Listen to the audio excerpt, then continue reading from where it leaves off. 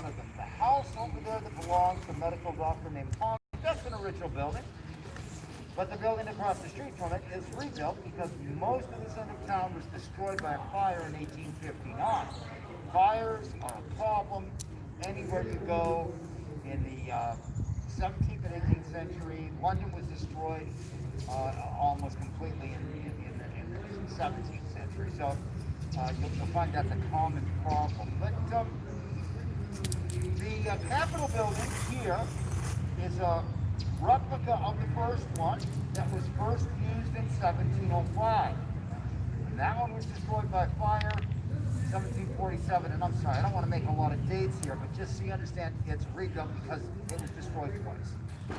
It's on the original foundation, which makes it the site of the first Capitol building ever to be called a Capitol building in the New World, not just the United States. The legislature met here, and it's the oldest elected legislature in the New World, not just the United States. House of Burgesses met over here on this side as a body, and upstairs they broke up into committee. The lower house was elected by the men who had the privilege of voting.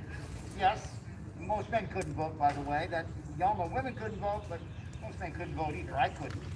So keep in mind, the lower house is elected, and that the upper house was appointed, like the House of Lords. Upper house met over here. They met in a noble room above, and down here is the court. Is it time? Is it time to go in? Oh, no. Sorry. I was just seeing if Mr. was. Very good. So, you're welcome to ask me questions. I'm not in character, which means you can ask me modern questions. There's no silly questions, but there's some things I won't know. I'll do my best. You're welcome to take pictures of some pretty famous people, three future United States presidents, in the House of Burgesses, and I'll be talking about 1776, but you can certainly ask me things from different times as well as modern questions. The men that met here are going to make some pretty important decisions that I think still affect us all. So again, I encourage you to ask me if there's something you would like to know, and especially if you've not been here, just feel free to ask me. We've got seats inside for you. We've got them spread out so that you can feel safe in sitting wherever you're going to be sitting. Do you have a question to me about anything before we go inside? They usually give me a signal because I can't see the clock. The three presidents. Washington, Jefferson, Madison. Madison was the youngest.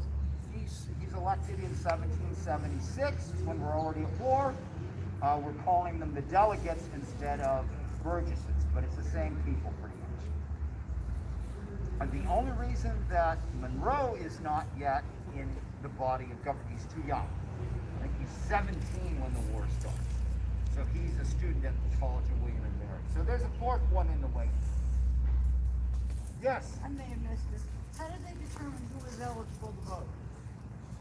Men? You had to be free, meaning not enslaved. You had to be white, meaning you couldn't be of mixed parentage. You had to be male, you knew that one was coming.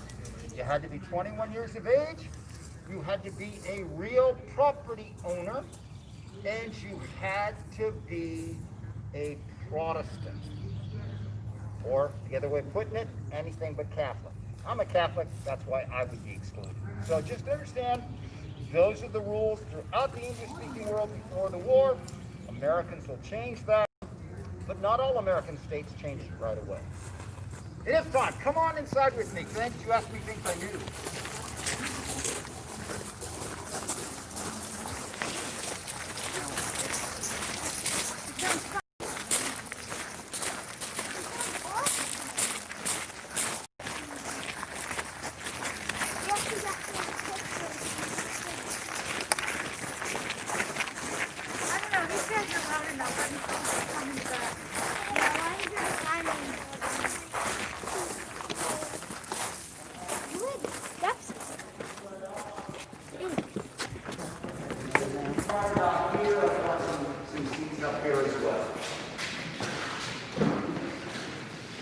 Are any of you coming from Virginia? Anybody here from Virginia? I can't talk about it. I never know. Now, again, if it's getting too cramped up there, I got a few seats up here. How many like see that? It's very, these are the jury benches. You're not sitting in the jury bench. We go in the jury. Go with it. Seriously? We're all together. All right. Well. All right. So I'm sure that the adults have all seen courtrooms on television, on film, maybe in person. This is typical of what an 18th century English court would look like. Now, the one in London's a little bit bigger, but they have a higher crime rate there. There's reasons for these things. The bar is a barrier that separates court officers who all had seats and everybody else out here went to stand. So the benches are on now, they wouldn't be there, you'd be standing.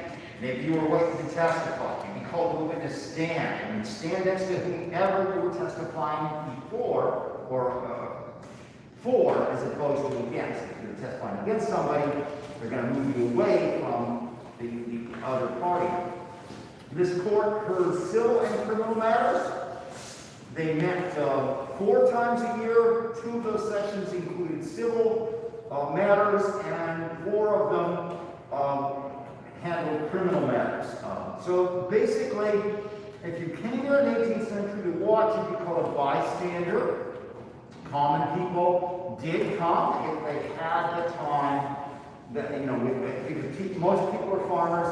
There's not a lot of leisure time, but if you were able to, this is the place where you might see a person accused of murder or piracy. Blackbeard's crew, 8 of them were killed, including Blackbeard, but 15 of them were tried right here on this spot. Now again, the building's reconstructed, but this is where it was, and those 15 men went to trial in March of 1719. And one of them was found not guilty. His name was Samuel Odell. I think he was a native of North Carolina. Most of the crew were not natives. They were just hiding there because it was a good place to hide along the Outer Banks between the Outer Banks and the coastline. So that's why there were a lot of pirates out in that area. People came to watch, and if you could step back in time and watch one of these criminal trials, the criminal trials here were what interested most people. And it's felony crimes only, meaning things like murder, robbery, and arson, and burglary. I include treason because, well, you understand that people that we call patriots today were regarded as rebels and traitors by the British government.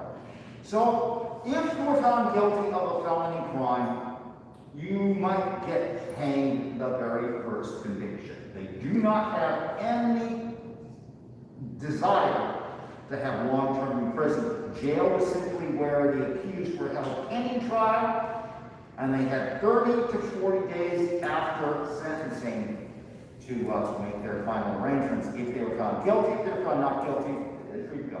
They aren't going to be there long after trial, generally speaking, one way or the other. So what rights do the accused have? Because of the seriousness of the penalty that's possible, well, you have a right to a fair trial. And one of the ways trials were kept fair was you never appeared before one man. Yes, there's a prominent chair there. It looks kind of like a throne, and it's got the king's crest on it. That's for the Chief Justice. But it's never just one man. One man in the court, which we call a judge, which is the norm for all of us in our lifetime.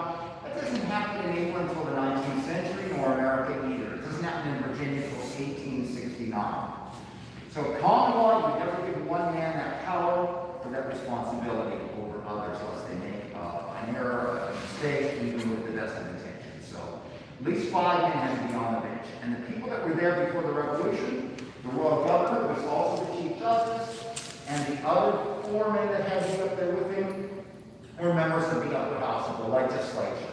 So in fact, before the Revolution, there were 13 justices, and they all were appointed for life, and they basically had a combination of legislative, judicial, and executive power.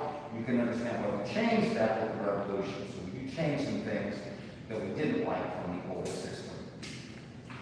You have the right to obtain legal counsel. After all, we're looking at the So it's important that you might get legal advice, but here's the problem. Notice I didn't say you have the right to appoint a counsel, because that's not the law at common law. That's the law after 1963, when the U.S. Supreme Court lays down a decision called Gideon versus Wainwright. So back then, most of the accused people are poor. They're going to be representing themselves. Same problem with bail. You have the right to a bail hearing, but if you didn't have money for bail, and most of them didn't, you just skipped the bail hearing. So the next right is all the more important for most of the accused were poor. You had the right to a speedy trial. What that means is you got to jail here, you were asked if you wish to waive your right to a speedy trial, you arrive on the 22nd of October. If you don't waive that right to a speedy trial, you have to be put on the docket sheet for December. That's the next session. What if the government doesn't obey the law? Do you have a remedy? Yes. You petition for your release under a writ of habeas corpus. And again, I'm not here to bore you, but some of this stuff is sounding very familiar, isn't it? It's all from common law. Now, in the summer of 1776, we released 15 accused men and 3 accused women on felonies because they hadn't gotten a speedy trial. So I tell you this so that you can see, okay, these are the facts that actually happened. So these laws do have meaning. They're not just saying nice things that they don't really mean. You have the right to bring witnesses on your own behalf, and it is your witnesses who would stand next to you and testify and tell your side of the story. You have the right to face your accuser. That's pretty important because your accuser might have a motive to lie about you, and you want to be able to show the court that, which is why they're going to tell you who your accuser is and basically what they're saying. And you'd be told that at your preliminary hearing before you ever got here. You have the right to be presumed innocent until you're proven guilty beyond a reasonable doubt. What does that mean? It means that you don't have to prove you didn't steal the horse or commit the robbery or kill the person. It means that unlike most of the rest of the world, they got to prove you did it. You don't have to prove you didn't. The prosecutor will sit at a desk like this facing the court. Prosecutors always here. It just isn't always defense counsel. We kind of went over that. You have the right to a jury trial whenever you're facing the death penalty. That's easy. These are all felony cases. So anybody in the jail across the road waiting trial here, they have the right to a jury. If they wish to waive that right, they can, but the government can't waive that right. Jury's going to be made up of 12 men who also happen to be voters.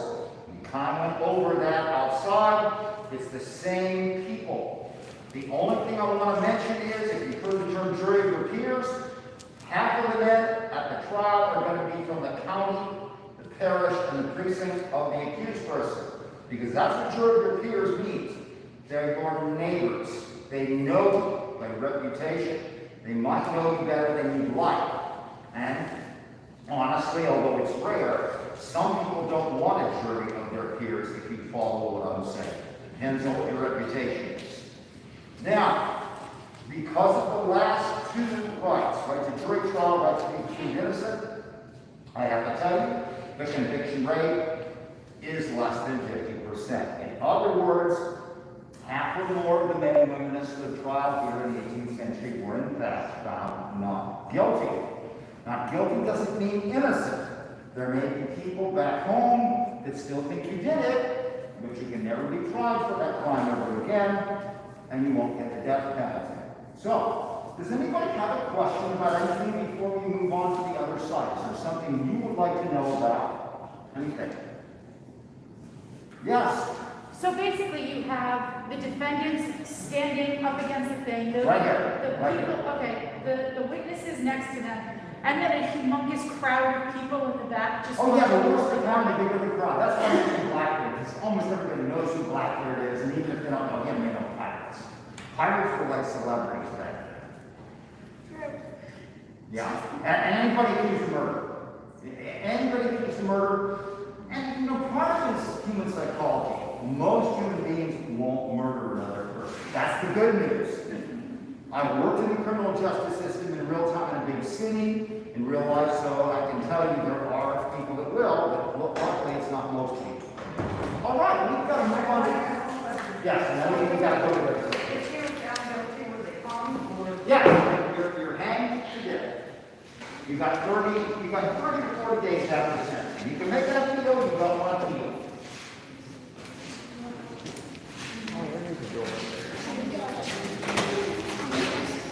Thank you.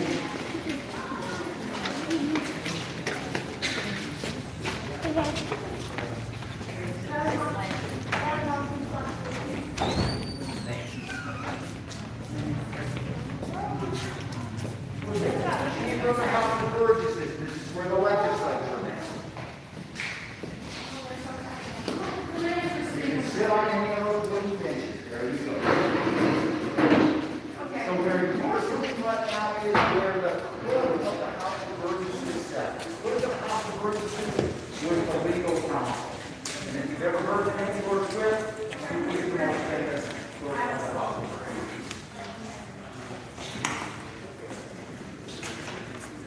And I'll try to get out the way so everybody feels comfortable. Any wooden bench that looks comfortable to you. So we've got to let the cat out of the bag. George Washington served in the House of Burgesses for 11 sessions. Now there's a reason I don't say 11 years, because it wasn't consecutive years, and under the old laws, the royal governor would call for an election and he'd go as long as 6 years without. If you wonder where that comes from our country. The King of England didn't have to call for an election every year, or every 2, or every 4. Same as today. That hasn't changed that much. So one of the changes we made with the Revolution is we want to have more frequent elections. Now, Thomas Jefferson served in here. Patrick Henry is one of my favorite people. George Mason, one of our great legal scholars, and a man who believes very strongly, along with Patrick Henry and Richard Henry Lee, that there's individual rights and that the government always has to be taken to task that they don't violate these rights.